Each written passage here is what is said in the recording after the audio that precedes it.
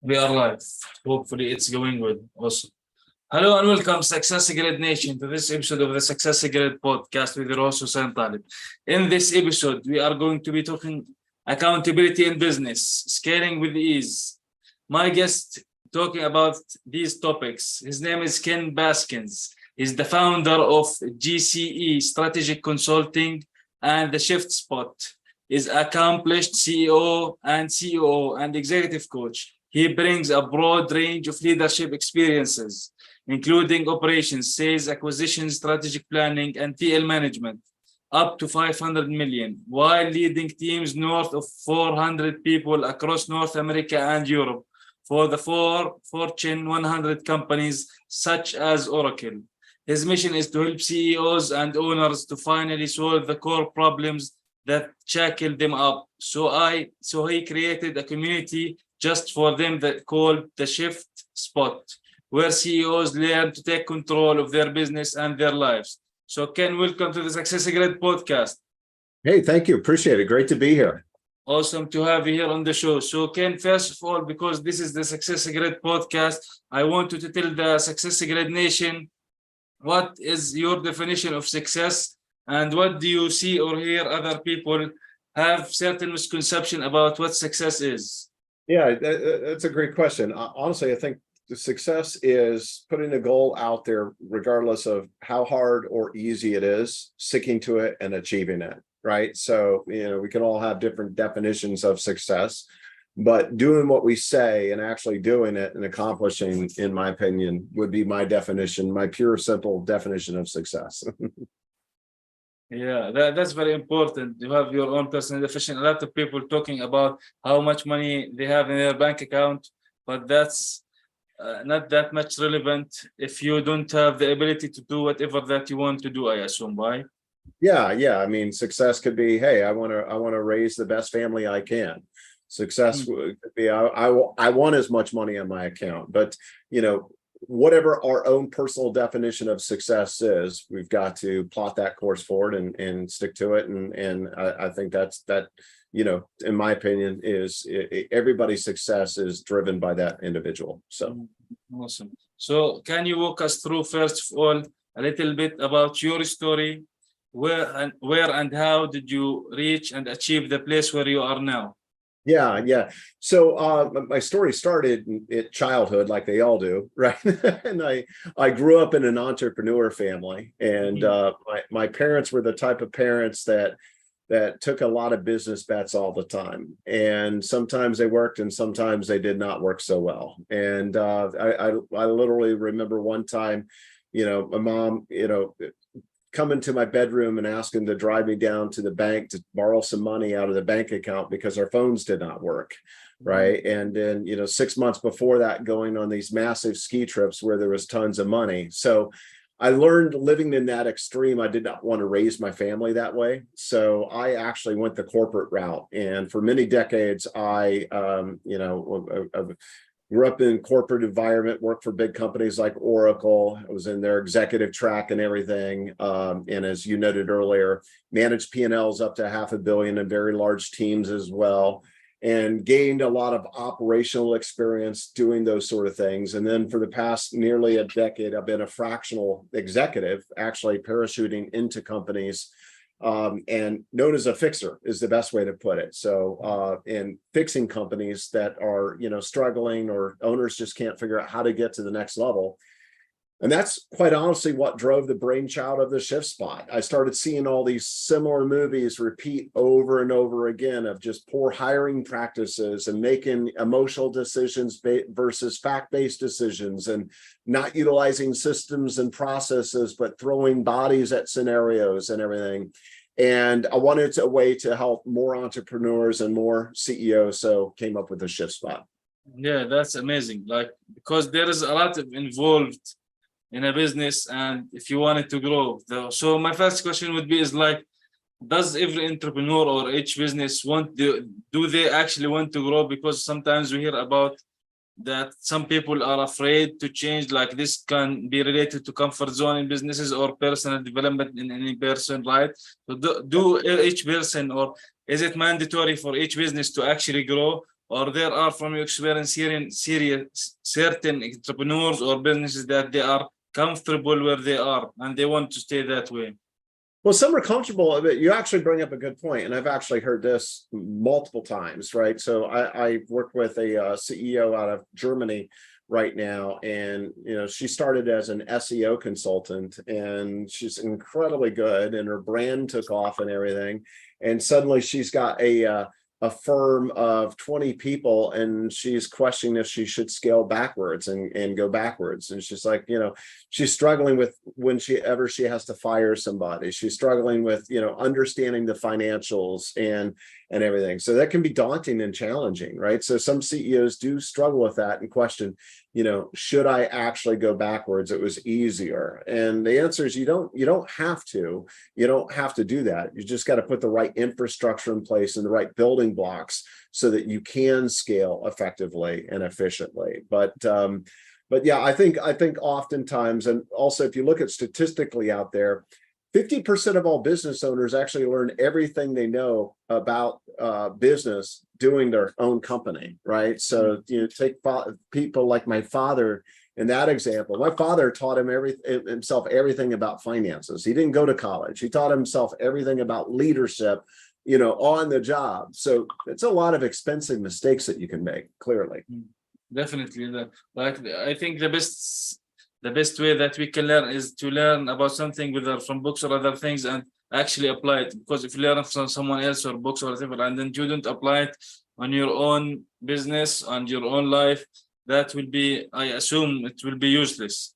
Right. Agreed. Yeah, of course. So now, how, like, from companies that they actually want to grow, because I assume growing for a business means more clients, which equals to more revenues, which equals at the end more profits at the end of the year. So what do you see that businesses that they are doing key things that are preventing them from going to the next step or next levels in their business?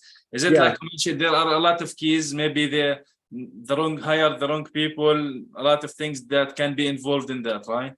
Yeah, there's a lot of things. And honestly, they're all the areas actually in that little circle behind me, some in my virtual world behind me that we hit. But human capital is a big area, right? So people tend to either fire too quick or don't fire quick enough, or struggle in the areas of attracting talent. And even if they attract it, how do I retain talent, right? Finances, right? How to utilize numbers to your advantage, right? To your competitive advantage, how to read your financials and everything, and utilize data and KPIs to actually, to manage your company. And then the basics, the differences between leadership and management, and they are different, right? So understanding and being a great leader, which is setting the vision and that goal out there, if you will, and being a great manager is giving the people the tools that they need to be successful. So those are two just basic things, right? And then you need your sales and marketing machine to operate and hum as well, right? So, and make sure that you're making the right investments back into sales and marketing continuously. And that varies upon your industry and growth rates and everything. And then, something that I think a lot of smaller companies, and when I say smaller, 100 employees or below, and I don't know how Jordan is, but that makes up 98% of all companies in the United States are 100 employees or less.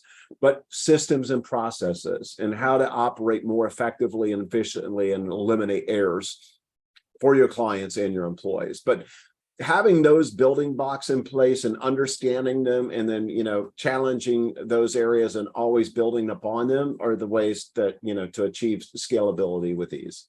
Yeah, definitely. So like there's a lot of things that between people in the business, systems and automations, and maybe other people outside of the business that might affect the business. For example, suppliers might be an issue also. Right. So but if we are talking about employees, for example, there is a lot of things involved with an employee, like how much skilled they are, how fast they can learn and apply, how competitive, for example, they are in the workplace, how accountable they are being in the business, and how they do things So we know that certain things can take a little bit of time more than others people, right? They do. Right. So yeah. So how do we know, like, if it's possible? Actually, I watched a video by Gary Vee that a business will never hire, they will always hire wrong, something like that. He said, because you don't know, even if you study the person, even interview, most businesses, big companies, sometimes you interview 1, 2, 3 times the person. So, but eventually you don't know how effective this person could be, how good they will be in the workplace or in the systems that they will be working on, how motivated they are to give Right. for the business or company, right? These are a lot of different issues. Correct. And whatever department that they are in, like for example, you mentioned marketing and sales. These are the driving force for any business, like to get the word out about the business, the products, and selling them to customers who actually need them. Right. Right. So what was the question there? I apologize. So how do you know that you are kind of hiring the person who might be more in line with the culture of the company, for example? Oh, so how do you make sure you're hiring the correct person? Yeah. Yeah, well, I mean, so there's a big shift in hiring philosophies here in the United States. I don't know about globally or if you're seeing it in your area, but we're actually starting to shift based upon experience and background from education, right? So, you know, if you look at a person, you know, I like to always look at a person's resume and then have them actually walk me through the resume, regardless of what position they are. And what I'm trying to do is I'm trying to gain insights into not what they did, but why they made the moves they made, right? Was there a methodical approach to their career, right? If they can articulate, say, for example, I was making stuff up. I was in sales and I was selling shoes and I knew I wanted to get into high tech. And then I did this and I did that. If they can articulate that career path and then those success points, those are some things to look for. Right. So we're in the States, we're starting to make a shift in looking on what you've done and experience over the education. So take a look at that, dig into that really deeply. I also believe in doing testing, right? So a lot of testing, you know, Colby is a great test for cognitive, not cognitive things. I like to run behavioral tests on people as well and look at that. Now, you can't not hire somebody because of testing, but you can use it as a litmus test to actually, you know, for the entire package, right? And then make sure that you have an interview structure that flushes out all the core things that are most important for that job, right? So if I'm hiring a leader, you know, for example, in my business, or a manager of people, I always dig into the exact same areas. I dig into human capital, hiring, firing, and mentoring employees. I dig into what sort of tools and resources they use to monitor and measure their division and or their business. And I'm looking for scorecards and KPIs and things around that nature, if you will. I'm looking at communication skills, how they communicate up across the organization and down the organization. And I'm looking at project management skills as well, because as managers and leaders, you're always going to take on something strategic, you know, once a quarter, a couple times a year. How do they go through that? But then also understanding how to deeply pull back the onion and get to the truth. And I think a lot of people, when they interview, are very surface level. So there are a lot of other things that you can put in place to, you know, to increase your odds of success on actually hiring the right talent. But I do agree with you. You fully don't understand it until they are on board. And sometimes when they don't work out, we also got to look at ourselves, because that could be cultural differences. That could be of how we supported them or didn't support them. Did we set them up for success or failure as well? So we've got to constantly look at that also. So it's not a simple answer, right? I mean, there's a lot to finding the right talent and bringing the right talent in. Yeah, but you mentioned in your speak now, one important thing that I believe it's very, like, maybe if it's not the number one point, communication. Like, yes, from this is very important. A lot of people don't really communicate well with other departments, let's say, and sometimes they don't really communicate well within the same department. Sometimes you might send an email for maybe approval or something, to a certain department, right? You should get, for example, an answer from one of them. Sometimes Right. you get the same answer from 2, 3. Sometimes it's basically the same answer. Sometimes a different answer from the same thing, so from the same department. So I assume there is a communication problem. So Yeah. how do we solve this? Because I believe that communication is the most important thing. How do we solve the miscommunication? Yeah, Yeah, well, I and guess improve that. Yeah. maybe I'm old fashioned, but specifically when I see those areas, or when people aren't on the same page, I insist people get on the phone and talk, either on the phone or talk, and on video and talk. I think written communications can often be misinterpreted, right? And confused. And when I see those communication issues, I prefer to actually speak through it, to be quite honest. You can read people in their body language, even if you're different cultures and different belief systems and everything.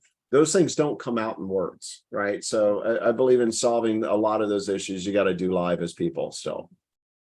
Yeah, that's very important. Like, yeah, written communication via email can be sometimes misunderstood.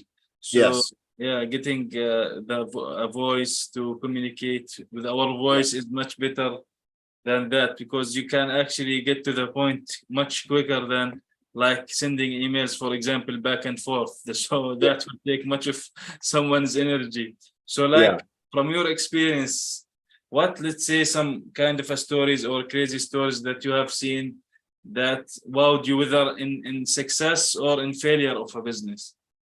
Like big success stories or failure stories or problems, just anything. Yeah. One of the scariest stories I ever came across was I was brought in by this guy that owned it was an online supplements company out of Puerto Rico, actually. And he called me. It's about a $10 million business, and he and his right-hand person, a COO, were questioning if they were outgrowing each other. And he wanted me to come in and sort of investigate and ask some questions and possibly coach this person up. And about a week of doing that, maybe 2 weeks of doing that, I told him that he should fire the person. And he was shocked at that. And I told him that because I was getting the sense that this person was cancerous and they weren't doing the right things, and he didn't really see it. And they were extremely important and critical to the company. So he insisted that we keep them for like 2 months and do a wind down gently and cautiously and all this, because it would be too disruptive. And against my recommendation, we did that. Well, about a month into the winding down, I identified that this person embezzled $250,000 from him. She was, flying her family around the world, buying her family gifts. She evidently, in the United States, there's a special phone service you can use to communicate with prisoners. She had that. So she was communicating with prisoners. She had 5 different aliases. So he clearly did not do a background check, didn't do reference checks, and left him in a lot of trouble with some of the manufacturers and everything that were developing his supplements, and put him in some legal exposure. So we reached out to an attorney, and the attorney said, "Look, you may or may not win. It's probably going to cost you $500,000 to settle, or get to the end of this, and she will probably countersue you as well. So there's a lot of expense, and you may not win." So we unfortunately had to shut his business down. So I worked with him to shut the company down, take his IP, take his products, and sell those assets off. But yeah, that's one of my biggest nightmare stories, if you will, which I think goes right back to make sure you hire right. Yeah. And make sure you take it serious. I mean, people mistakes are extremely expensive. That doesn't happen every day, right? But people mistakes are expensive. Yeah, exactly. It's take a lot of time, training, resources. So you want to try to avoid that as much as humanly possible, I assume. Yes. Yeah. So this is one of the things that actually a business owner is doing. Like, they want to hire so that they are working in the business or on the business. So what is the difference between these two? Like, if I want to grow my company and hire more people, so which side I want to be on? Well, probably on the business, but working in the business is, if you think about those owners that they're working 60, 70, 80 hours every single week, right? And they're doing everything. I'm doing my own books. I'm doing sales because I'm better than everybody else.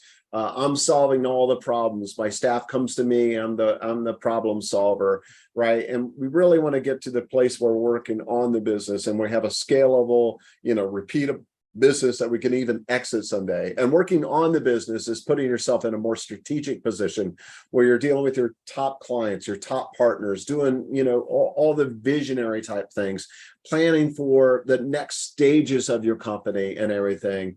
And, you think about it, when you're in the tactics and then the weeds and not leveraging your staff and getting things done through people, you're not thinking that way, right? So we really need to set ourselves up and set our company up where we as owners or CEOs can do exactly that, work on the business. Yeah.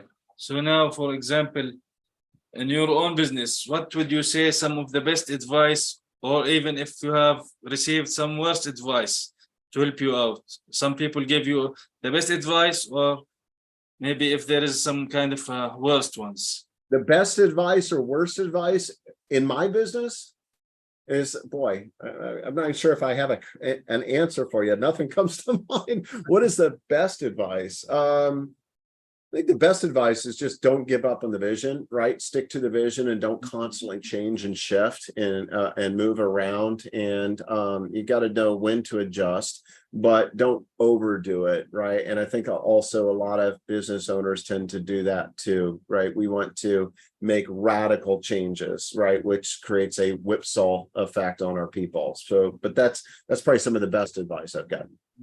Yeah, that's important. But now, example, speaking of this vision for any business, so this can be related to what exactly? I mean, should we relate it to, let's say, monetary goals or value goals for The vision, or the vision. the vision, yes, or should we relate it to people and customers that we serve? It should incorporate a little of all of that, right? So, what is the big aspirational goal that you have, right? But what is your cause and your purpose, right? So my cause and purpose is to help other business owners and CEOs with 10 years or less of experience, 100 employees or less of experience, scale with ease and get to the next level. So that's my purpose. And that vision is fulfilled through the community. The financials behind that are a component, but they're not that's not the core driver. Does that make sense? Yeah. So now, can you walk us, for example, through a quick example? How do you work with your clients? Yeah, so when you sign up to become a community member of ours, you go through a process, an onboarding process, and you're assigned an accountability coach. And that accountability coach will work with you on a weekly basis. It's a short call, 15 minutes a week, to make sure that you stay on point with some of the goals, professional goals that you've got. And then we have 144 events through the year that are online to participate, and they're professionally facilitated. So we'll bring in experts in all the core areas and discipline around finances, sales, marketing, HR, etc., systems and processes. But then we also have calls established, professional coaching calls, and also issues calls, where CEOs, if you can imagine, come to a virtual room and bring some of your toughest business issues to the table. And it's facilitated, and we look to help solve those together and solve those real world problems. So, for example, if you have to fire, your top, your right-hand person for some reason, right? And you've never done that before, that'd be an issue to bring to the table. I've got to let this person go. What's the best way? How do I mitigate the risk of that? Those are some of the problems and things that we help CEOs solve. Yeah, like you mentioned communities like multiple times, more than that. So how do you think how building a community around a business, whatever this type of business is, having this certain community of people, whether between employees, customers, or maybe suppliers if it existed. So why do you think going on from now on to have this community is important and vital for the business survival? Because when you start a business, you don't want to fail, right? So the shift spot is a community. That's what I'm referring to. So does that answer your question, or Yeah. are you asking why is community important for the shift spot? Is that the question? Yeah. So why do you think having community is vital to the success and continuous success of the business? Because you don't always have to always look for new customers for any business, right? Retaining customers, for example, is better than acquiring new customers. Like there Yeah, are but when I say community, I'm talking about the shift spot is a community. It's a virtual community for CEOs, and we surround the CEOs with advisors and other CEOs on these similar paths in life to help them grow and scale their companies. So that's what I'm referring to on community. And we believe in community, and I'm reading this because I haven't memorized this as of yet, but community is the best way to navigate rapid change, build new practices, and pursue results in transformation. So we believe that, operating the shift spot as a community helps those CEOs actually do that. Yeah, awesome. So what would you say some of the, let's say, resources, tools, or books that would help business owners or CEOs or entrepreneurs to can accelerate their success and grow their businesses? Yeah, I mean, there's a ton of great ones out there, but a couple of my go-tos are Good to Great is a book. And then the 5 Levels of Leadership by John Maxwell. I love that book. It actually talks about, you can be a great leader, but you go into a new company or take on a new team or do something new. You start all over again by, the first level of leadership. And it's all about growing in trust and connectivity with your team as well. But those are 2 books that I highly recommend for any, business owner or leader, Good to Great or the 5 Levels of Leadership. So now speaking of being a leader, so how do you think important it is from now on for any business owner to be a leader in their business? Because we know that there is a difference between being a leader and driving and encouraging your people, and between being just the manager who dictates what you should do and what you shouldn't, and this is forbidden and this is not forbidden. So how do you see a leader developing themselves and the people around them? So how do I see that? What's the importance of that? Okay, I think it's absolutely critical. Even though you own the company, you have to be a strong leader. And I tell business owners this all the time, that you should expect 90% from your staff of what you're willing to do and everything. We have to lead by example. So what does that mean?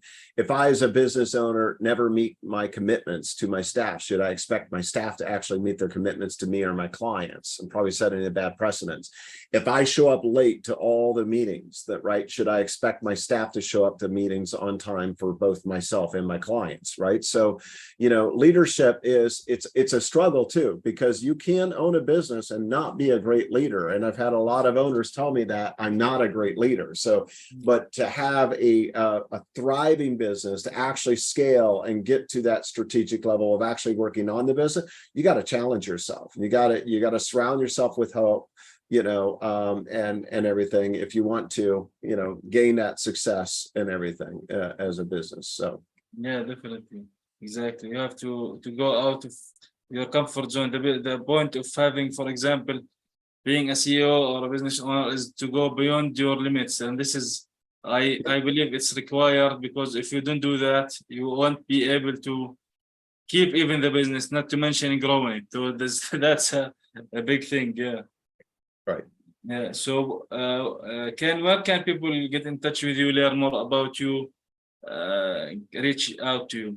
Yeah, so go check us out at theshiftspot.com, and you'll read about a lot of us, our community and everything, and set up some time with us if you'd like, or send me an email at ken@theshiftspot.com. But also for your audience, we wanted to do something special actually, and provide something. It's got a $5,000 value actually. We're only going to do it for 2 of your listeners. But if your listeners go to theshiftspot.com / and type in the code, the SuccessGrid, right? they will get a gap analysis, and it's basically, it walks through a bunch of different questions across the business, such as IT, finance, sales, operations, marketing, etc. And it really crystallizes and helps owners see some of the areas of improvement they've got to actually help build their company and scale their business. But we'll do that. We're going to pick 2 of your listeners that fill it out there. We'll give them a free gap analysis. We'll help them map out some of the areas of improvement to help them get out of the mud and the weeds, if you will. So Awesome. Well, that's great, Ken. Yeah. Well, thank you very much, Ken, for being here today with me on this episode. Very new perspective on things, new ideas and thoughts and information about how to be and grow certain areas and be accountable in business. Thank you very much for being here and with me on this episode. thank you. I appreciate it.